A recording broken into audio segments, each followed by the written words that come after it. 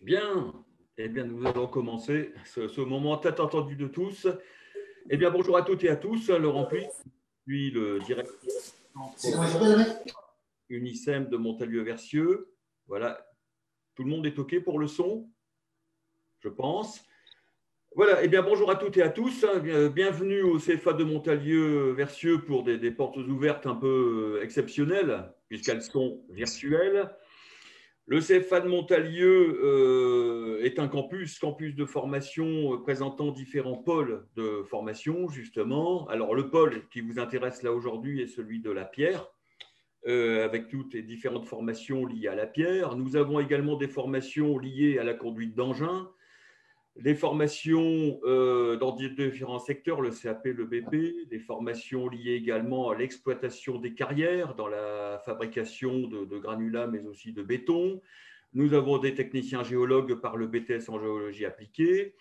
Nous avons également de la maintenance, ce qui est normal puisqu'adapté aux différentes formations de conduite. Pour la petite histoire, en fait, clairement, le CFA existe depuis 1947. Évidemment, il n'était pas sous cette forme à cette époque, puisque c'était situé, les formations ont débuté dans une maison au centre de Montalieu-Versieux. Et aujourd'hui, le centre couvre près de 20 hectares. Vous allez pouvoir le découvrir dans quelques petites vidéos qui ont été concoctées par les collègues de la pierre, qui vont après enchaîner, si je puis dire, après ma présentation. Voilà, très rapidement, en fait, une présentation de l'historique, dire qu'en fait, on n'est quand même pas nouveau en la matière, si je puis dire. Présentation des formations que vous allez pouvoir découvrir dans différentes autres portes ouvertes virtuelles, d'ailleurs dès cet après-midi sur la géologie appliquée. Et puis de dire et d'ajouter également que dans l'attente de lundi prochain, où un grand événement national aura lieu pour nous, Pierreux, n'est-ce pas Ghislain, n'est-ce pas Céline, n'est-ce pas Jade? Une grande annonce sera faite, je pense, mais ce n'est pas nous qui la ferons, dès lundi prochain. Mais de dire et d'ajouter quand même que nous sommes centre d'excellence, tant au niveau international qu'au niveau européen, centre d'excellence de la taille de pierre, puisque le vice-champion du monde, c'est bien comme cela qu'on dit, je crois, hein, le vice-champion du monde, donc Alain de Bontemps, et on peut dire maintenant aujourd'hui un ancien apprenti récent, puisque l'année dernière, il était encore chez nous pour un titre, CPMP, chargé de projet des métiers de la pierre, c'est bien cela, ou chef de projet. Encore interrogation que Ghislain ou Céline ou Jade vont pouvoir vous présenter. Voilà, eh bien, j'allais dire, place au spectacle. Je passe la parole donc aux collègues qui vont pouvoir vous présenter beaucoup plus finement les formations liées à la taille de pierre et à ce beau métier, je ne vais pas dire ancestral, mais ce beau métier évidemment qu'est ce tailleur de pierre. Voilà, je vous passe la parole donc, chers collègues. Merci, M. Puys. Alors, Céline Jolivet, donc je suis la formatrice pilote responsable du pôle Pierre et je suis aussi formatrice en mathématiques et sciences physiques depuis 23 ans au CFA de Montalieu. Alors, ma mission consiste avant tout à coordonner et organiser le fonctionnement des différentes formations proposées dans notre CFA. Nous avons des équipes composées donc, de formateurs techniques et de formateurs d'enseignement généraux. Alors, je vais vous présenter juste une petite page permettant de voir un petit peu les formations qui sont au CFA de Montalieu. Alors, j'essaye de faire ça bien. Alors, ce n'est pas la bonne page. Voilà. Donc, voilà, nos formations, donc, comme vous pouvez le voir à l'écran, ça marche le partage d'écran, si quelqu'un peut me confirmer? Oui? Bon, je pense que oui. C'est OK, Ghislain? Ça marche. Oui, OK. Alors, comme vous pouvez le voir à l'écran, donc, nous avons 3 niveaux de formation. On commence par le niveau 3, donc un CAP tailleur de pierre. On a aussi la possibilité de faire le CAP marbrier de décoration. Ensuite, un niveau 4 avec le BP métier de la pierre. Et puis, on termine avec un niveau 5, qui est notre nouvelle formation, titre chef de projet des métiers de la pierre. Alors, avant de rentrer plus en détail là-dedans, il faut quand même savoir que nous sommes un CFA d'alternance qui fonctionne sur des roulements de 3 à 4 semaines en entreprise et une semaine au CFA. Donc, ces semaines au CFA varient suivant les niveaux. Donc, vous le voyez partagé à l'écran, 10 semaines pour les CAP par année de formation, 11 semaines pour les BP et 10 semaines par an pour les titres. Mais on rentrera un petit peu plus en détail par la suite pour le contenu. Alors, là, je vais déjà donner la parole à un formateur technique qui est aussi artisan dans le métier. Donc Ghislain, peux-tu te présenter et présenter le métier dans sa globalité? J'arrête la vidéo. Oui. Merci Céline. Oui, bonjour à tous. Je suis Ghislain Bouchard. Je suis donc formateur sur le campus de Montalieu. Je suis également maître artisan. J'ai gardé une activité artisanale parce que quand on aime, on ne compte pas. Donc, je vais vous faire un petit peu un plan large du métier. Qu'est-ce que le métier et les métiers de la pierre en général? Un peu plus tard, je vous parlerai du détail des diplômes, mais qui en réalité n'est autre qu'une formation à un métier. Et je vous parlerai donc précisément du métier. Donc là, si on regarde en plan large les métiers de la pierre, il est constitué de 2 grands métiers qui sont celui de tailleur de pierre, donc je vais développer un tout petit peu, et celui de marbrier. Voilà. Donc le métier de tailleur de pierre, c'est un métier ancestral, c'est un métier de tradition. C'est un métier qui a traversé les âges et les temps, et on a finalement, dans l'activité en général, su évoluer, puisqu'aujourd'hui, on a une activité forte. C'est un petit monde, mais c'est une activité qui est assez forte. Et donc, le métier de tailleur de pierre est celui surtout aujourd'hui de la restauration, finalement. On a quand même un gros travail dans la restauration du patrimoine donc national, mais plus largement européen, voire mondial, pour ceux qui n'ont pas peur de voyager. Mais c'est également être donc pour un tailleur de pierre en mesure de créer des structures, des ouvrages d'art en pierre qui sont plutôt massifs, plutôt importants et qui exigent des réelles compétences sur bien des domaines que je développerai tout à l'heure. Donc ça, c'est pour le métier de tailleur de pierre. Donc finalement deux grandes pistes, celle de la restauration du patrimoine et l'autre de la création. Voilà, on rentrera dans le détail aussi des tailles d'entreprise, tout ça qui est intéressant à comprendre. Ensuite, le métier de marbrier. Il y a 2 pôles dans le métier de marbrier. Il y a l'aspect marbrerie funéraire qu'on connaît assez, puisque c'est quand même une activité qui a beaucoup de place. Le marché du funéraire est assez important. Et donc, le marbrier lui-même est en mesure de créer, de poser des éléments qui mettent en valeur en fait nos défunts, puisque c'est quand même plus que de l'histoire, c'est aussi notre façon d'être, nous les hommes. Et il y a l'aspect aussi du marbrier décoration, décorateur ou créateur de design. Et ça, c'est vraiment un métier qui se développe énormément. La marbrerie décoration, donc pour vous indiquer, c'est la marbrerie, vous voyez, les cuisines, les choses comme ça, les plans de cuisine, les plans de salle de bain, le dallage, et toutes ces choses qui sont de plus en plus mises en œuvre dans les maisons, même dans les immeubles maintenant. Et c'est un métier qui a beaucoup de demandes. Donc voilà. Donc pour l'aspect du métier en général, vous avez donc globalement les métiers de la pierre, c'est ça. Et donc pour montrer un petit peu ce que ça peut être, on a une petite vidéo que Génissa va pouvoir vous faire passer. C'est court, mais c'est intéressant parce que le métier a besoin, au-delà de la tradition, on a quand même un aspect très, très moderne aujourd'hui, on a évolué, mais on a gardé en fait des outils traditionnels qu'on doit avoir et obtenir par le geste, maîtriser par le geste. Et donc ça, il faut du temps, il faut un parcours professionnel et donc des diplômes à acquérir, et donc qui vont donc vous permettre après de faire un métier complètement en fin de carrière comme moi, j'espère.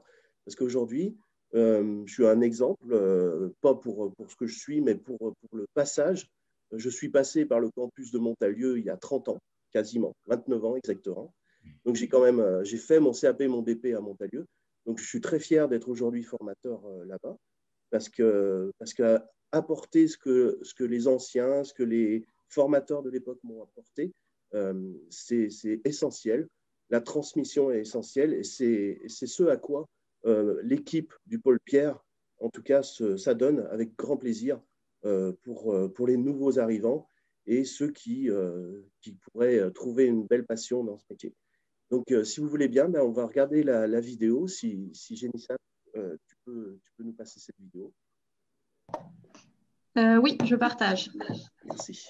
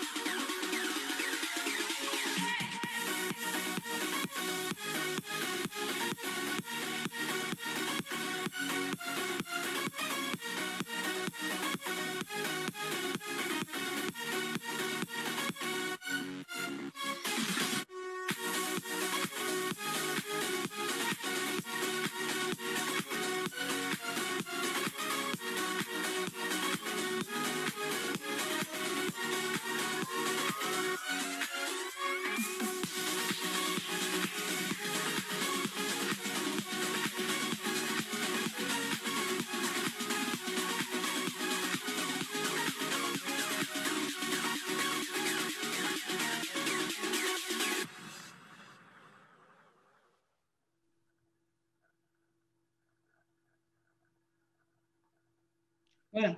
Alors, vous avez pu avoir une petite vision globale à la fois de nos ateliers, des différents gestes que nos apprentis peuvent effectuer à chaque fois qu'ils sont soit en salle de cours, soit en atelier.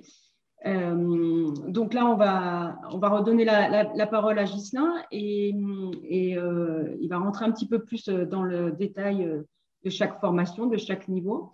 Donc, Ghislain, peux-tu nous parler plus précisément de chaque niveau et attente qu'on a dans ces différentes formations?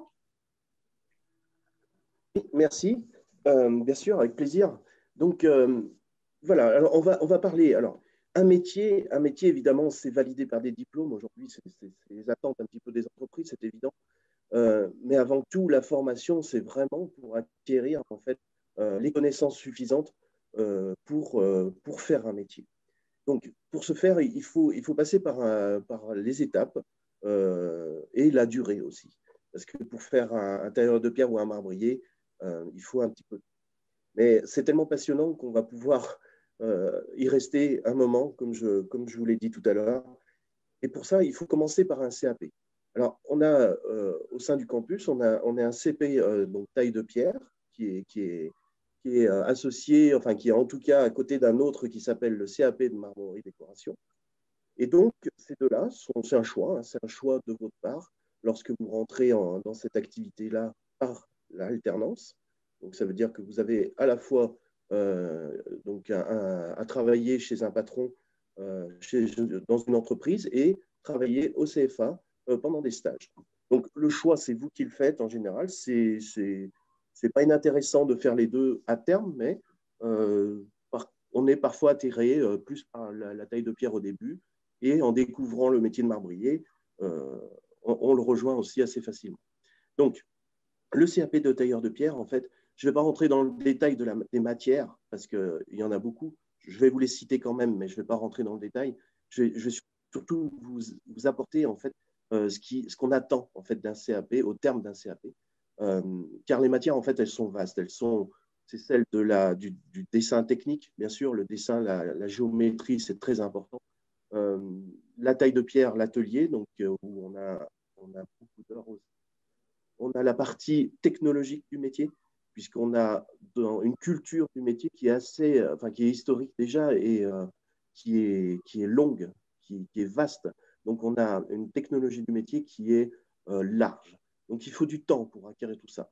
Et on prend ce temps-là pour justement vous proposer petit à petit un cheminement important. En CAP, c'est ça. On parle de cheminement parce que au début, si je peux me permettre une image, c'est comme pour faire du vélo. Au début, il faut qu'on arrive à trouver l'équilibre avant bien même de pédaler.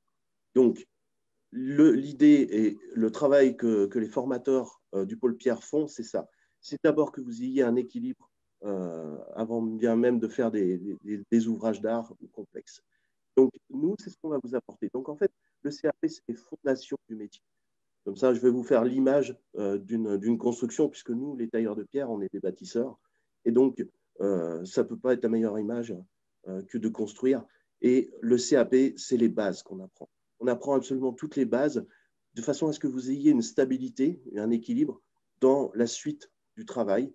Donc, on apprendra le geste qui est essentiel. Ce n'est pas si évident d'avoir un contrôle qui passe par l'esprit, le bras et les mains. Et le rapport avec la matière. Parce que la matière qu'on travaille est une matière noble, une matière naturelle. Donc, on travaille des pierres calcaires, parfois tendres, parfois dures, des pierres ou des granites, des roches qui sont encore plus dures, donc des granites.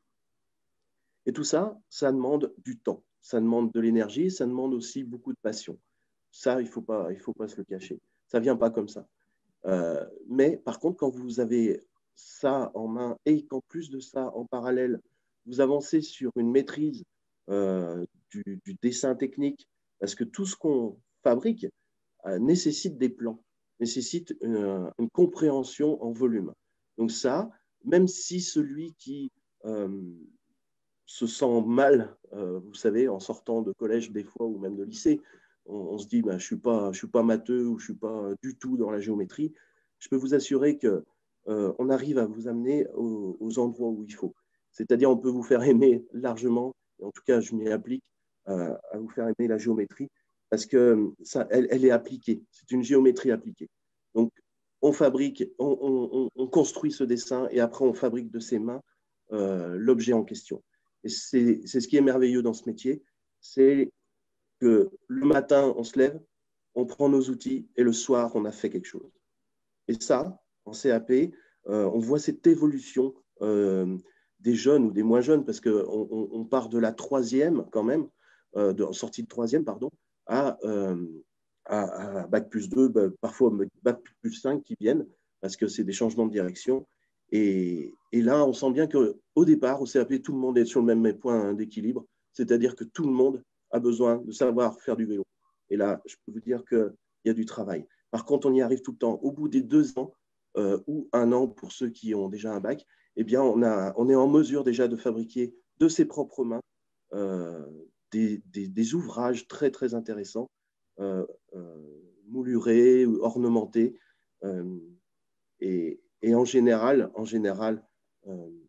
on sent dans le regard et dans la passion des étudiants beaucoup, beaucoup de détermination.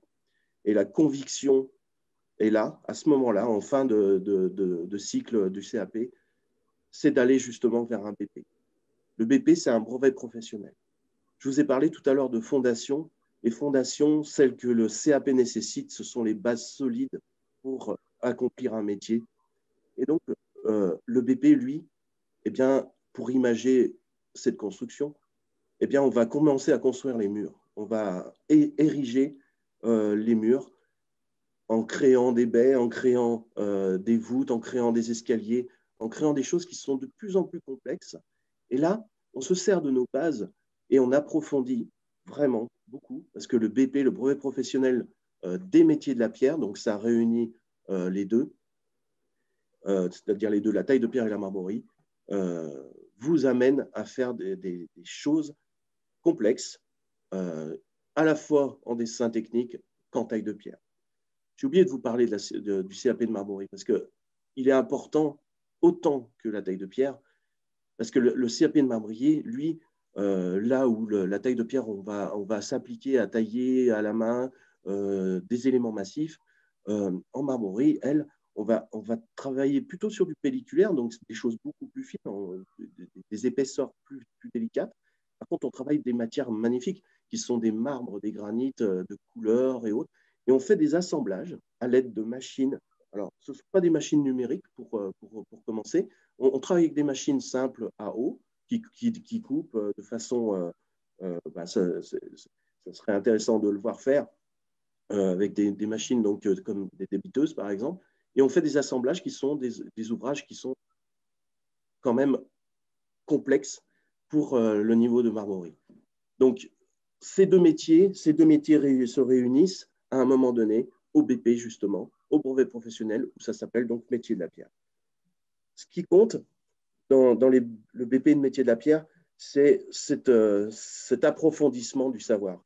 Sa transmission est très lourde, elle est intéressante comme tout, parce qu'elle nous amène à comprendre l'histoire de notre métier, l'histoire du patrimoine, donc l'histoire de l'art, des choses comme ça sont nécessaires à la compréhension de notre métier, parce qu'il faut savoir reconnaître les styles, il faut savoir reconnaître les qualités de pierre, il faut savoir reconnaître toutes ces choses qui font qu'on devient un très bon professionnel par notre culture et par notre savoir du métier.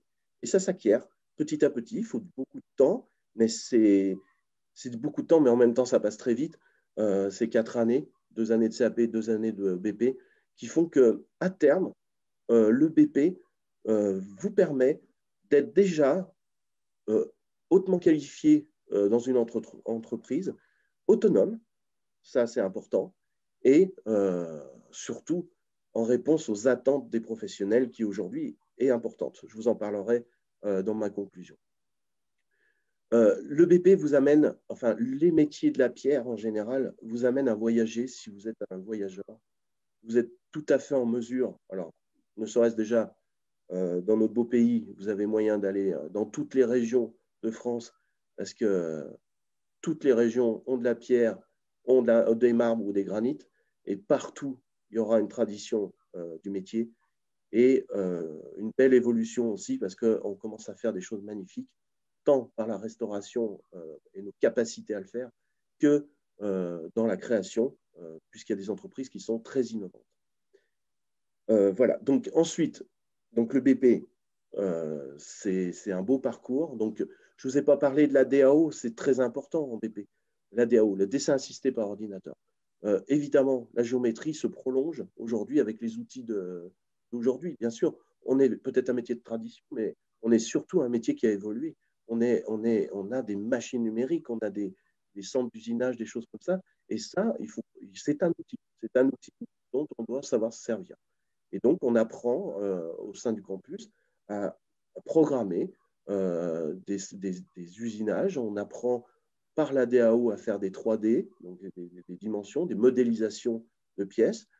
C'est très intéressant parce que ça nous permet donc d'ouvrager de plus en plus nos propositions aux clients et vous, de votre côté, apporter un plus à l'entreprise par votre formation. Voilà. Sur la partie BP, maintenant, je vais vous parler du nouveau diplôme, le titre qui a été mis en place, donc qui, lui, est après le BP. C'est un équivalent BTS, Bac plus 2. Et donc, ce diplôme-là, c'est un diplôme qu'on fait en un an. Et là, pour le coup, tout à l'heure, je vous ai parlé des fondations. Ensuite, je vous ai parlé du montage des murs, de l'ornementation. Et là, je vais vous parler de celui qui est en mesure de créer tout ça. C'est-à-dire qu'il sera ordonnancé le travail de la pierre dans une entreprise, il saura organiser la production, il saura accueillir le client et lui proposer des choses, il saura être en mesure de calculer des coûts de revient, des prix, il sera en mesure aussi de choisir la matière et l'outillage qui sera le plus adapté à la fabrication, de façon à ce qu'il y ait à la fois une qualité de fabrication et aussi, bien sûr, une qualité aussi de production afin de gagner aussi un peu sa vie, évidemment, dans les entreprises. Donc là, on forme à des bras droits, donc c'est chef de projet métier de la pierre. Donc là, vous voyez que sur le campus, vous avez des possibilités importantes, tout en voyageant, c'est-à-dire que le campus serait le point de centre du cercle, on va dire, et vous pouvez rayonner sur les entreprises de votre choix dans toute la France, voire même Europe. Donc, le point de raccordement ou de ralliement, pourrait-on dire, ce serait le campus de Montalieu, où on continue à vous former, c'est-à-dire de la base jusqu'à être un bras droit de chef d'entreprise, voire un jour peut-être votre propre chef d'entreprise. Donc voilà, j'espère n'a pas été trop long pour cet aspect-là. Je vais redonner la parole à Céline. Et plus tard si vous avez des questions, bien sûr, on y répondra avec plaisir. Céline, si tu veux reprendre la parole.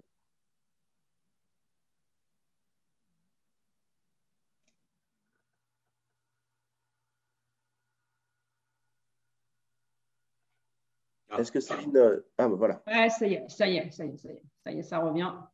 OK. Vous m'entendez là? Oui. Fort et clair. OK. Alors, on va revenir un peu plus, de manière un peu plus pragmatique dans tout ce qui est le contenu pédagogique. Alors, Génissa, si tu peux peut-être laisser Ghislain aussi dispo pour qu'il puisse intervenir s'il y a besoin, notamment sur le contenu un petit peu de la formation dans les titres.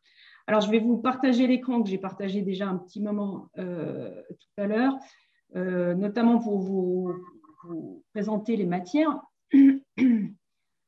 Donc, voilà. Le contenu pédagogique, on va dire, des différentes matières proposées en CAP et en BP. Donc, on a des enseignements technologiques et pratiques. Donc, on a de la technologie, du dessin, de la lecture de plans, de la DAO. On a aussi une formatrice en art appliqué, histoire de l'art. Et puis ensuite, leur semaine est composée aussi avec du travaux pratiques. Et à ces travaux pratiques-là s'ajoute la formation SST, sauveteur secouriste du travail, le PRAP pour les préventions et risques liés à l'aptitude physique, et une formation échafaudage que vous avez pu découvrir tout au long de la vidéo que nous avons passée tout à l'heure. Et en CAP, donc suivant les aménagements de parcours qui sont possibles, puisque si si un apprenti a déjà un diplôme en poche, à savoir, il pourra faire son CAP sur une année de formation. Donc, ceux qui sont, on va dire, entre guillemets, sortis du cursus normal, de la troisième, et qui n'ont pas de diplôme, peuvent commencer par un CAP en 2 ans. Et dans ce cas-là, ils ont des enseignements généraux, à savoir du français, de l'histoire géo, des maths, de la science, de l'EPS et de la PSE. Alors, vous voyez qu'à côté, pour le BP, c'est sensiblement la même chose. Il y a quelques notions qui se rajoutent, avec notamment la sérotonine, la DAO et la CFAO. Alors, la DAO, le dessin assisté par ordinateur. Donc, on travaille au CFA sur le logiciel AutoCAD et on a aussi SolidWorks. Et la CFAO, donc c'est la programmation qui permet de lancer les machines à commande numérique sur le logiciel PowerMill. Même chose, nous avons des enseignements donc, et techniques et généraux. Vous pouvez les découvrir à l'écran. Donc l'expression française, ouverture sur le monde, les maths, la science et aussi l'anglais en BP. Alors, c'est sur la partie suivante où Ghislain, je te laisse un petit peu plus rentrer dans le détail. Je t'affiche les blocs. Donc là, tu peux reprendre la parole si tu veux pour présenter un petit peu le titre donc, qui arrive après le BP. Voilà, merci. Oui, donc le titre en question, c'est juste après le BP, donc chef de projet métier de la pierre. Donc, on a fonctionné par blocs. Ce sont des blocs, donc d'abord, les prérequis pour rentrer. Alors, l'idéal, bien sûr, c'est d'avoir un BP des métiers de la pierre, mais ce n'est pas une obligation. Ça peut être très, très bien à l'issue d'un bac pro, par exemple, métier de la pierre ou art de la pierre. Ça peut être issu aussi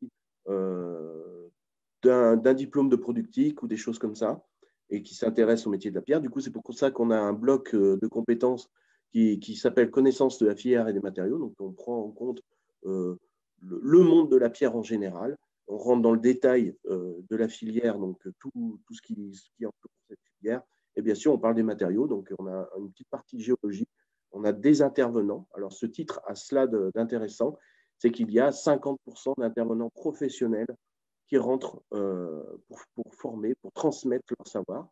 Donc, ils sont identifiés par leur propre métier, par leurs propres connaissances. Donc, ça fait du monde qui passe, mais chacun apporte quelque chose de très précis et qui ressemble parfaitement à ce qu'il y a sur le marché du travail aujourd'hui. Donc, c'est très précis. Ensuite, on a un bloc qui s'appelle création et retranscription graphique.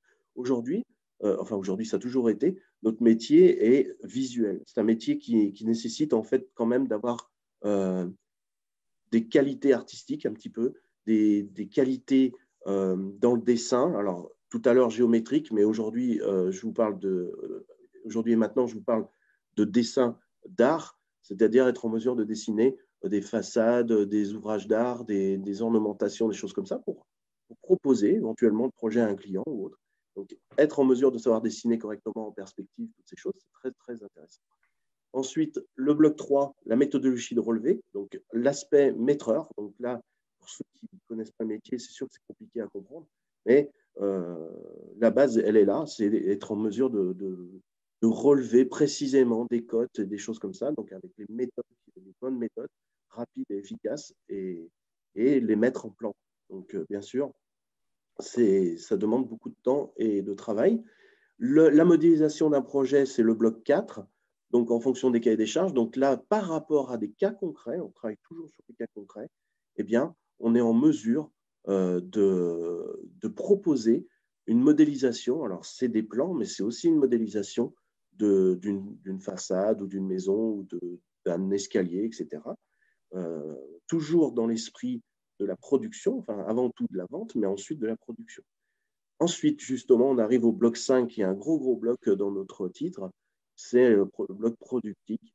Et là, il faut être en mesure de préparer la chronologie de travail pour une pièce, ou 10 pièces, ou 100 pièces, en fonction du parc outils ou du personnel qu'il peut y avoir dans l'entreprise. C'est-à-dire que savoir organiser tout un processus de fabrication jusqu'à, bien sûr, la qualité finale et la pose. Et ça, c'est ce que les chefs de projet sont en mesure, au terme de ce titre, de réaliser. Ensuite, la gestion de la relation client. Alors ça, c'est un bloc qui paraît peut-être anachronique par rapport au reste, mais en fait, il se trouve qu'il faut avoir une posture, on doit être en mesure de dialoguer avec telle ou telle personne, un carrier, un fournisseur, un client. Voilà. Et donc, ça, c'est important d'être en mesure de savoir dialoguer, d'avoir échangé, de savoir apporter ses idées et écouter les autres. Donc voilà, je suis allé assez rapidement parce qu'on n'a pas fini. Mais voilà, c'est l'idée du titre qui finalise en fait un beau parcours très technique juste avant. Voilà, c'est tout. Je vous redonne la parole. Ouais, merci. Donc voilà, ça a été présenté un petit peu vite fait au niveau des formations, mais il faut savoir qu'on travaille essentiellement avec des petits groupes qui sont composés entre 6 et 12, voire 13 apprentis. Donc ça nous permet vraiment d'individualiser les parcours de formation suivant les origines, suivant le parcours professionnel qui a pu avoir lieu avant. Donc, vraiment, les parcours de formation sont adaptés le plus possible. Alors, on travaille aussi au CFA en taille de pierre du lundi, pardon. On commence les cours à 14h le lundi pour finir le vendredi à midi. Alors, tout simplement pour permettre à tous nos apprenants de voyager le lundi matin et de voyager le vendredi après-midi, parce que souvent les origines sont assez dispatchées sur la région, voire sur la France. Donc, ça permet, ces demi-journées-là de disponibles permettent de venir au CFA. Alors, pour venir au CFA, on a un système de navettes sur la gare d'Amberieu-en-Bugey, pardon.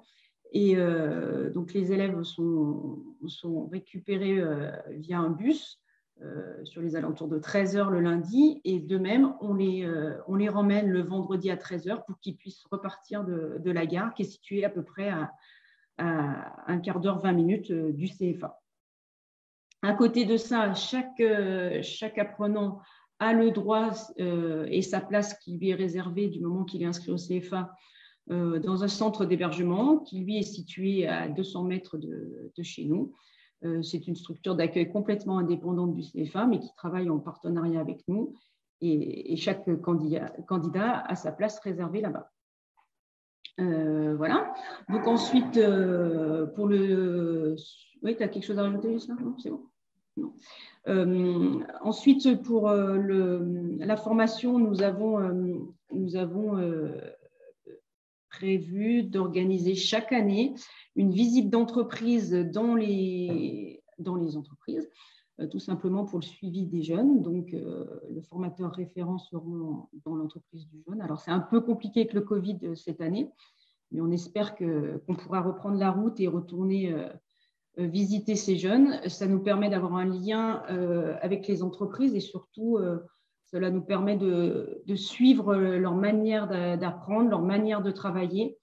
Et ensuite, on met en application ça pour que ça se passe au mieux pour sa formation. Donc ça, c'est une fois par an. Donc si la formation dure 2 ans, c'est une fois chaque année. Ensuite, on a aussi le livret d'apprentissage qui nous permet de faire le lien entre le CFA et les familles, et puis aussi l'entreprise. Donc, les livrets d'apprentissage est donné chaque semaine aux formateurs référents, et puis les apprentis doivent remplir les tâches qu'ils effectuent à la fois au CFA, à la fois en entreprise. Et s'il y a besoin de communiquer, on le fait via ce livret d'apprentissage. On a aussi des bilans semestriels, donc, qui sont envoyés chaque semestre aux entreprises et aux familles pour le suivi de la formation. Donc, on va passer à toi, Jade, qui arrive là. Donc, Jade, peux-tu nous expliquer ton rôle au CFA et tes missions? Bonjour.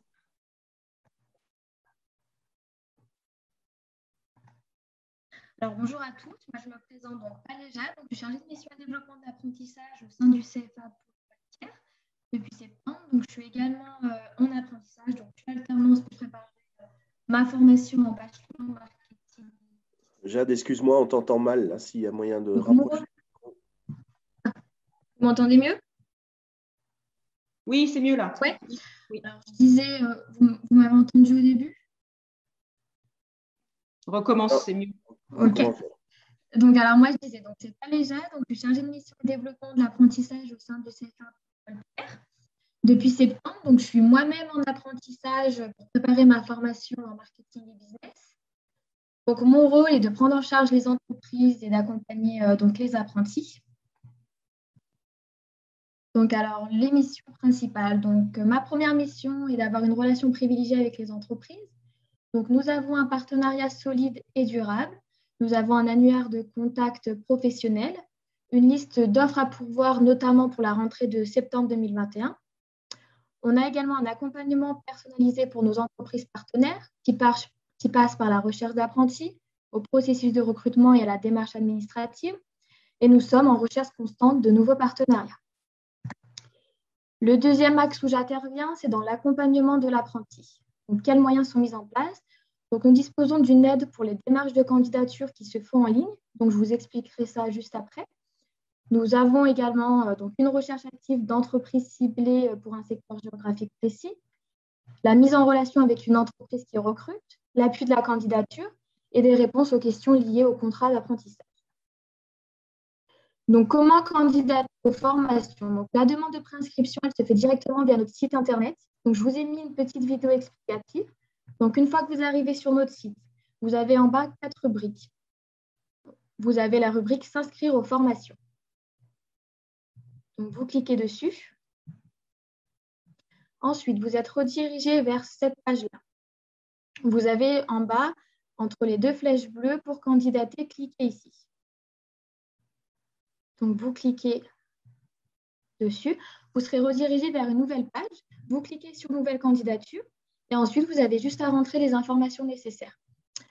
Donc, une fois cette étape réalisée, donc nous recevons votre candidature. Nous vous enverrons un mail en amont. On vous enverra un mail en amont afin d'établir avec vous votre projet professionnel et de voir comment l'avancement de votre recherche d'entreprise. Et ensuite, on vous enverra un mail avec un dossier de demande de candidature à remplir manuellement. Donc, je vous ai mis mes coordonnées. Donc, moi, je suis disponible pour renseignement. Je suis joignable par mail ou par numéro de téléphone. Donc, je vous laisse si vous voulez noter. Nous allons vous envoyer en fait à la fin du webinaire un lien. Donc, ce lien, en fait, c'est un formulaire en ligne. Vous pouvez rentrer vos coordonnées. Ça nous permettra de voir qui a participé à la réunion et afin d'avoir surtout des contacts. Et du coup, merci d'y répondre et de prendre quelques instants pour avoir du coup les coordonnées.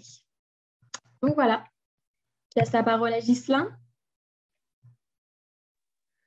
Merci, Jade. Je t'en prie. Alors, attendez, je remets la vidéo. Voilà, excusez-moi. Donc, voilà, écoutez, je pense que c'est le moment de conclure. En tout cas, moi, je vais conclure sur une chose importante. C'est qu'en fait, si vous choisissez ce métier, c'est un métier de passion. Et c'est un métier aussi qui va vous diriger vers tellement d'autres métiers, en fait, qui sont des niches, en fait, dans notre métier. Et ce qui peut être sûr et certain, c'est qu'aujourd'hui, en fait, on est sur une vague montante, en fait, dans le travail et dans le monde de la pierre. Il y a des développeurs, il y a des développements dans notre métier qui sont super intéressants. Et on a besoin de nouvelles générations, puisque les entreprises, elles, sont en attente. On a quand même plus de demandes d'entreprises que d'apprentis, d'apprenants. Et donc, c'est un métier qui est ouvert, et c'est un métier qui est ouvert aussi aux femmes. On n'en a pas parlé, mais c'est hyper important. J'ai eu la chance, et j'en ai encore aujourd'hui, la chance d'avoir des femmes dans le métier, et elles s'en sortent parfaitement bien. Aujourd'hui, le métier a évolué, on n'a pas à porter de charge, on a, même sur les chantiers, on a ce qu'il faut au point de vue sanitaire, au point de vue lève-charge, au point de vue organisation. Donc, aujourd'hui, ce métier est particulièrement ouvert à tous et à toutes. Donc, vous serez les bienvenus, mesdames. Et en général, d'ailleurs, ça met une belle ambiance dans nos classes et elles sont plutôt brillantes. Donc, voilà, le métier, il est il est universel dans la mesure où on est passionné. Et surtout, il va vous permettre de voyager, il va vous permettre de voir à quel point les matières en général naturelles sont belles et aussi à quel point on peut ériger et continuer à créer du patrimoine pour les générations futures. En fait, on est un métier de tradition, mais on est un métier d'avenir en réalité. Et en fait, même avec les nouvelles, les RT là, qui sortent, les règlements thermiques et autres dans la construction du bâtiment, des bâtiments en général, aujourd'hui, notre métier va encore plus s'ouvrir. Il va redevenir en fait un matériau de construction. Parce qu'on l'a perdu après-guerre, évidemment, il fallait construire vite. Mais aujourd'hui, il redevient un matériau de construction parce qu'au point de vue écologique, on est plutôt bien. On a une qualité de matière et on a un sous-sol très riche en France et on peut bâtir. On sait faire maintenant. On est équipé et on a ce qu'il faut. Donc, en tout cas, toute l'équipe du Pôle Pierre aura grand plaisir à vous recevoir et à vous apporter en fait toute la transmission nécessaire des connaissances pour que vous fassiez carrière dans ce métier. Et comme disait Jade tout à l'heure, nous avons un portefeuille de professionnels qui sont en attente et qui sont en demande de formation, enfin d'apprentis. Et donc, on pourra aussi vous aider dans ce sens-là, bien évidemment. Merci beaucoup pour votre écoute. Et si, alors je ne sais pas à qui je dois laisser la main, mais peut-être aux questions. Je ne sais pas si Génissa, il y a des questions ou autre chose. Et sinon, ça sera le mot de conclusion de notre directeur, Monsieur Puys. Non, pas de questions dans le chat. D'accord. Monsieur Puys, je vous laisse. Bonjour. Bonjour. Vous m'entendez? Bonjour, j'ai des questions. Est-ce que je peux… Oui, allez-y. Alors, tout d'abord, bonjour à tous et merci pour cette belle présentation. Moi, j'ai quelques petites questions par rapport à mon fils qui sort d'un bac pro, mais ça serait une réorientation, métier de la pierre. Donc, après un bac pro, est-ce qu'il faut donc, c'est obligatoire un CAP ou c'est directement le BP? Comment ça se passe?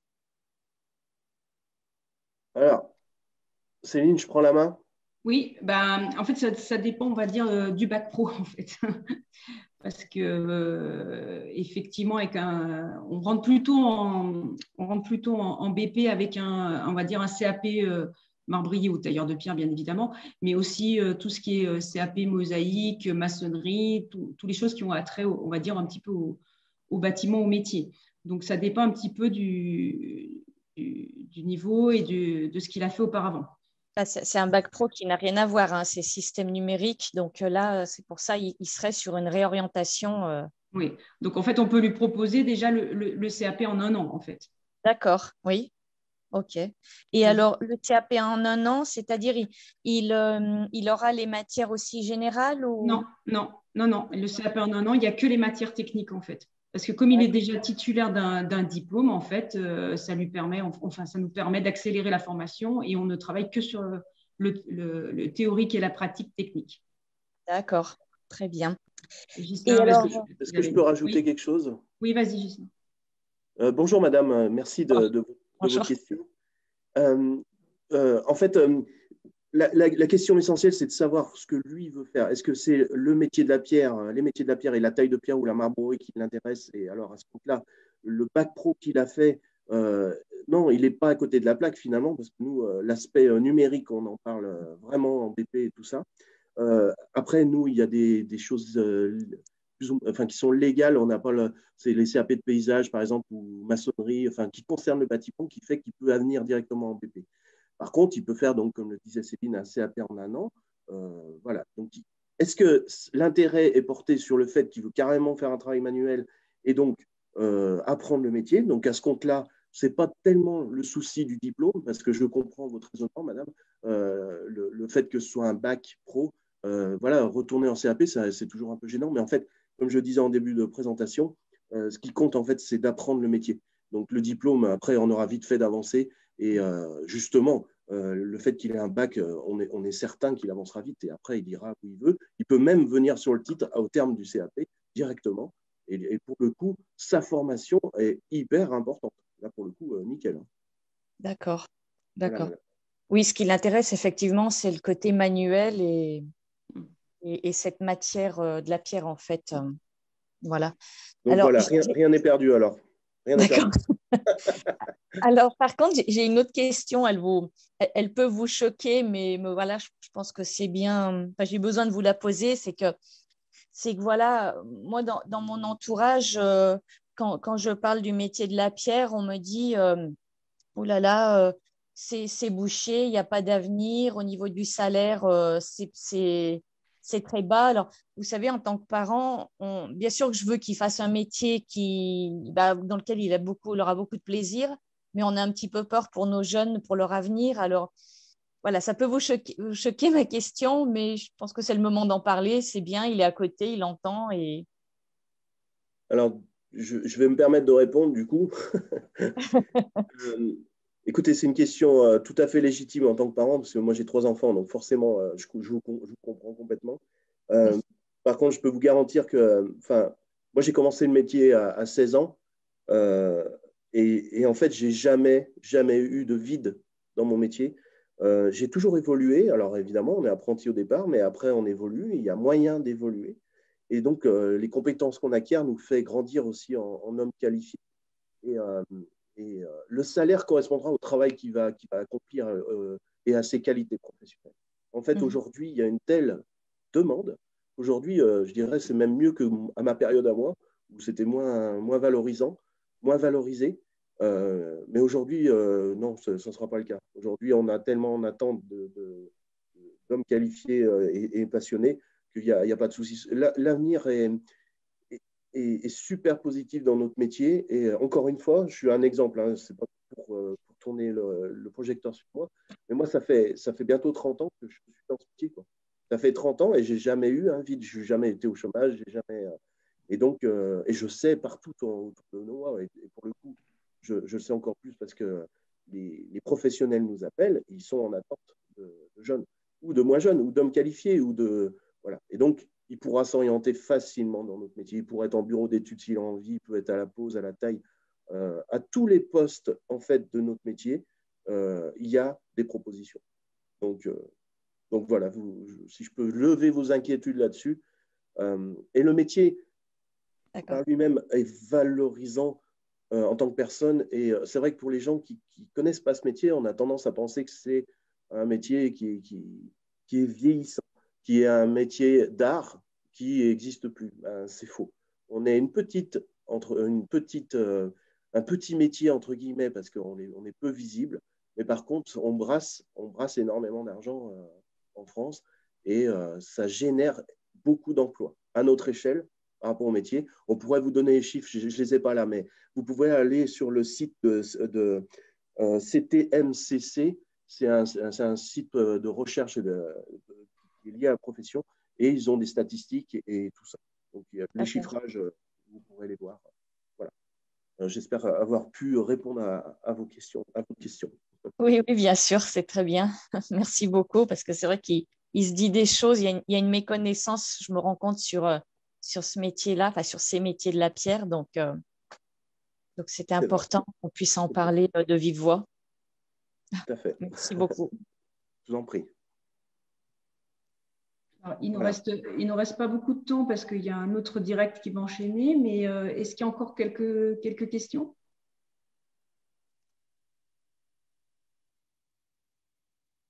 Jenissa, il y a des questions? Pas dans le chat, non. Ok. Monsieur Pluis, si vous voulez conclure? Il arrive.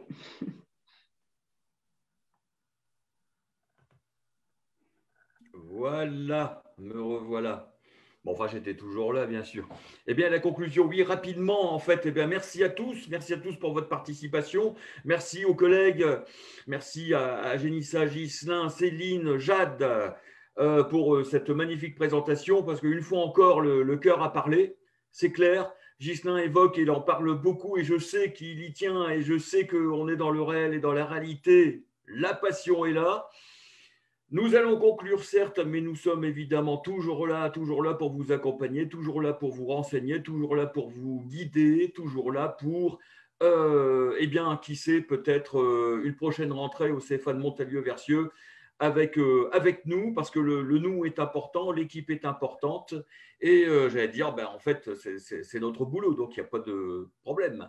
Voilà, et puis pour ce beau métier qui a été, pour moi, encore une fois, décrit avec, je l'ai dit encore, avec le cœur, hein, par les collègues, de la taille de pierre.